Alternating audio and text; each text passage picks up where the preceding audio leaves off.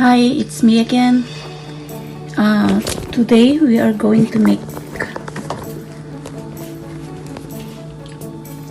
bola-bola.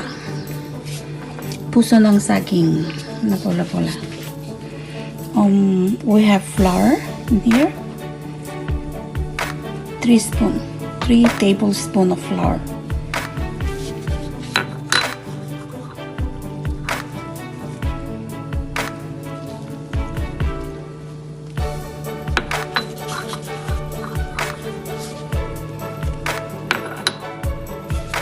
And also we have onion, whole onion,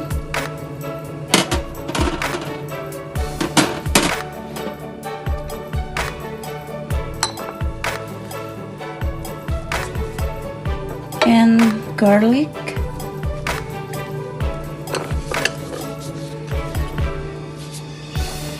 saka patatas, potato.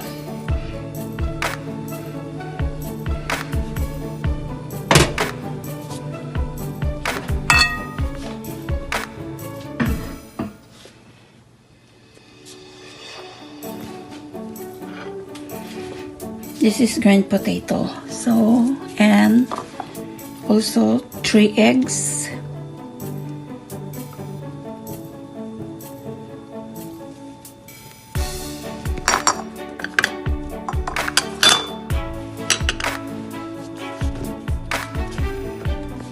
I don't know how to put this one. So now we are going to put the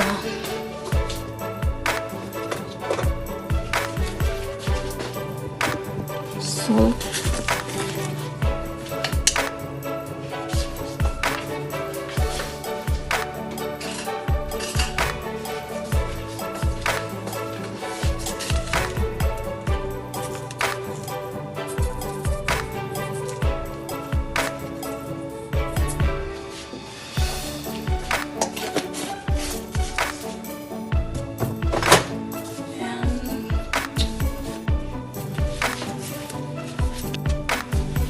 and also black pepper.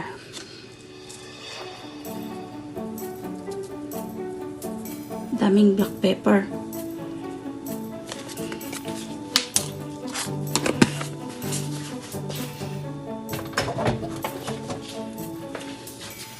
Now we need to mix.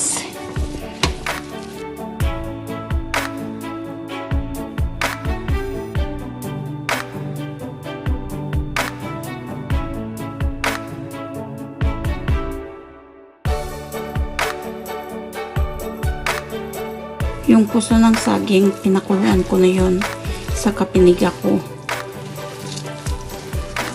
Kaya hinalo ko na lang yung mga ingredients.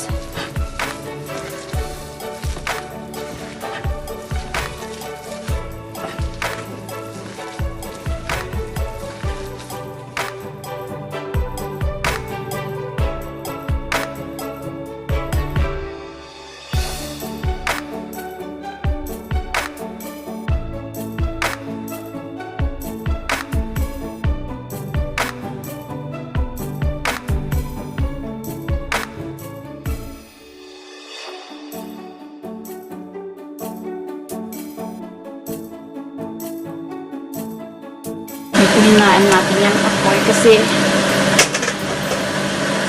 maraming garlic ito at saka onion. Kaya maluto yung onion niya at saka yung garlic niya.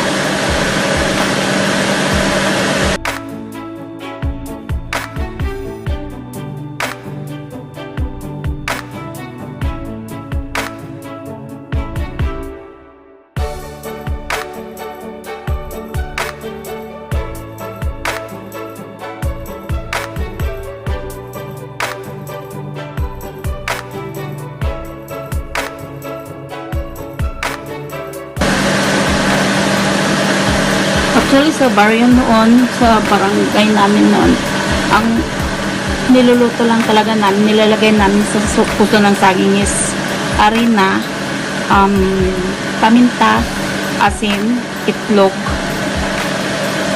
yun lang. At saka onion.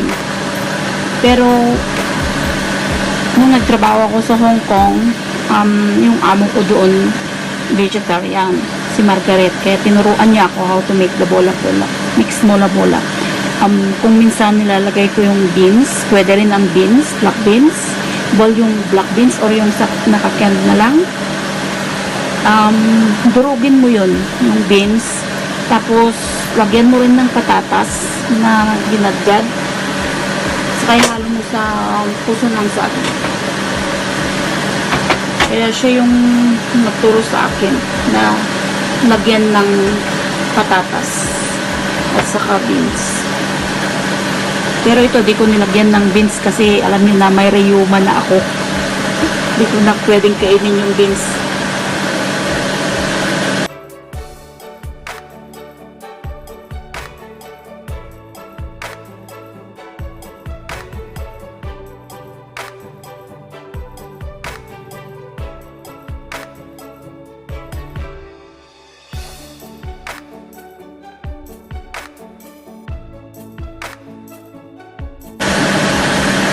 Mas okay naman talaga yung may patatas siya. Dahil yung puso ng saging, magaan lang yan sa tiyan. Pero kung may patatas na siya, parang kumain na rin kayo ng kanin. Kaya kahit ito na lang yung merienda, sausaw niyo sa suka. Sarap na yun. Hindi ka na matakot na magutom ka ulit. So, this is the finished product. Tapos na tayong magluto. Tikman na natin at mukhang masarap siya. Crispy. Okay, thank you. Thank you for watching. Bye.